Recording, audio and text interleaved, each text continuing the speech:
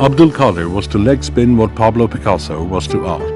Qadir's googly was like a stroke of Leonardo da Vinci's brush. His was the jugglery with the ball, leaving batsmen around the world mesmerized. He has his own peculiar style. His bowling action was more like someone gangling, dancing, hopping and delivering.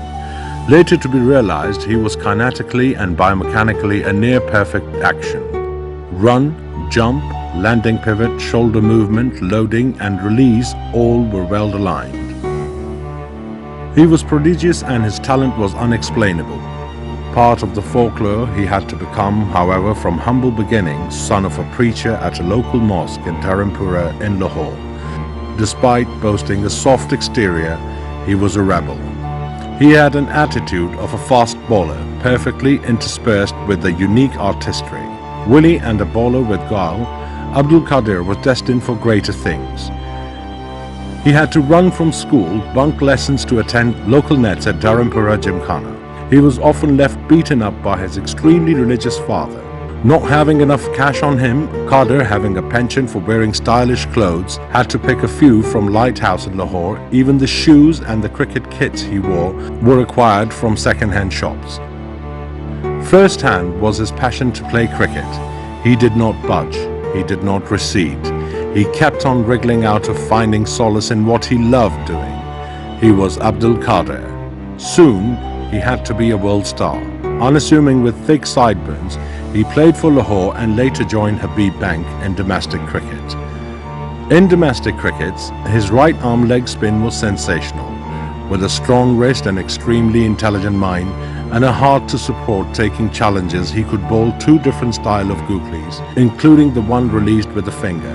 To add to his armory of leg spin, he had many different variety of flippers. Mythical and magical or both, he was one of his kind. Abdul Qadir with Abdul Raqib, the slow left-arm bowler, formed a nerve-wracking attack at the Habib Bank. Qadir debuted in Test versus England in 1977.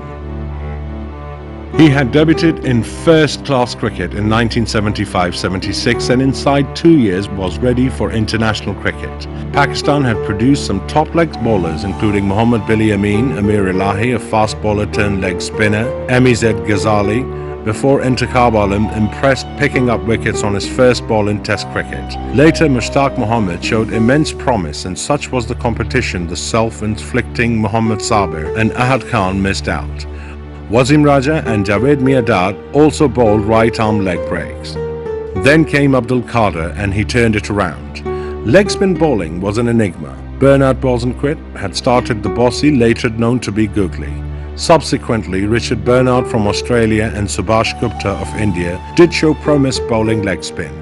Qadir was high on self-belief and despite a turdy debut, he did pick a 6-wicket haul at Hyderabad, making an inroads. In the wilderness, he returned to rejoin the Pakistan team. In 20 years of the first-class cricket, he picked 75 fivers and 21 10 wickets in the match included in his unprecedented 960 wickets in 209 matches. He also scored 2 centuries and 8 half-centuries in the first-class cricket. Qadir made his debut for Habib Bank against United Bank Limited at the National Stadium during 1975-76 season. He took 7 wickets in the match, conceding 93 runs, including 6 wickets for 67 runs in the first innings. Playing for Lahore club, he took 6 for 17 against Bahawalpur, his best bowling figures of the season. Qadir played 209 first-class matches and took 960 wickets with an average of 23.24. His best bowling figures for an innings were 9 wickets for 56 runs, whereas his best performance for a match was 13 wickets for 101 runs. As a batsman, he scored 3,740 runs, averaged 18.33 from 247 innings. He also scored 2 centuries and 8 50s. Qadir's highest score in the format was 112 runs. In November 1989, in a warm-up match played before the first test at the National Stadium, 16-year-old Indian batsman Sachin Tendulkar hit 4 consecutive sixes over Qadir. Later on the same day, Qadir predicted that Tendulkar would become one of the greatest batsmen.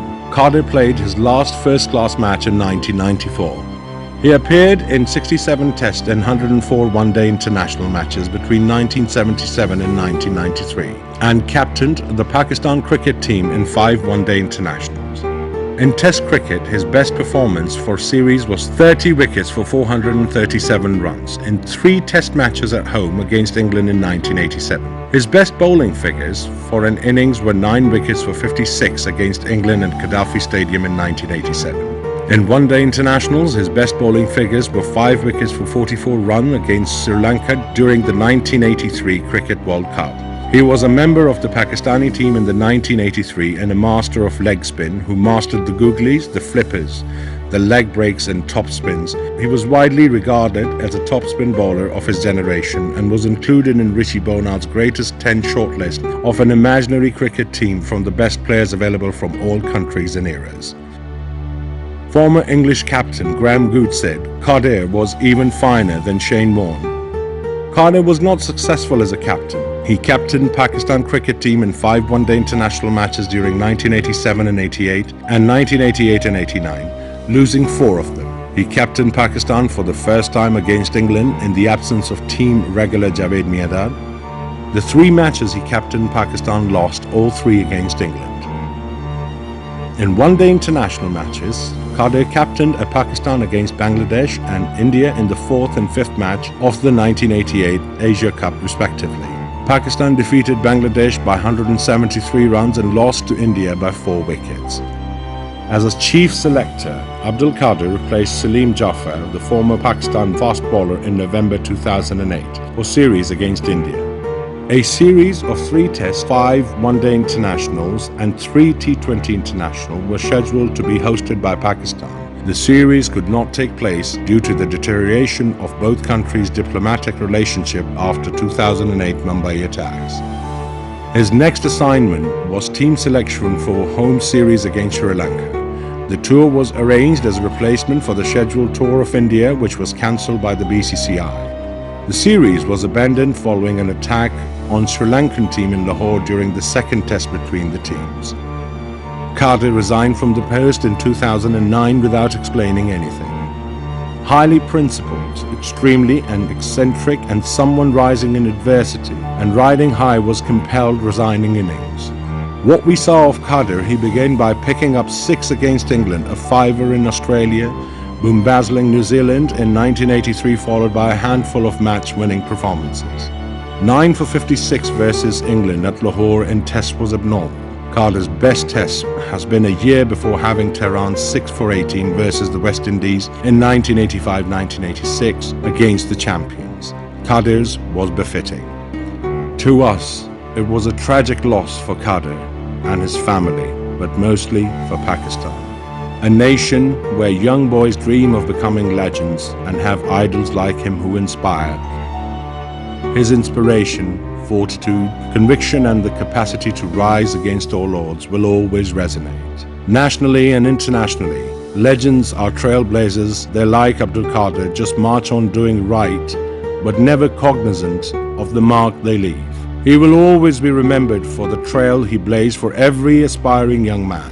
In their success, he will remain eternally remembered and blessed.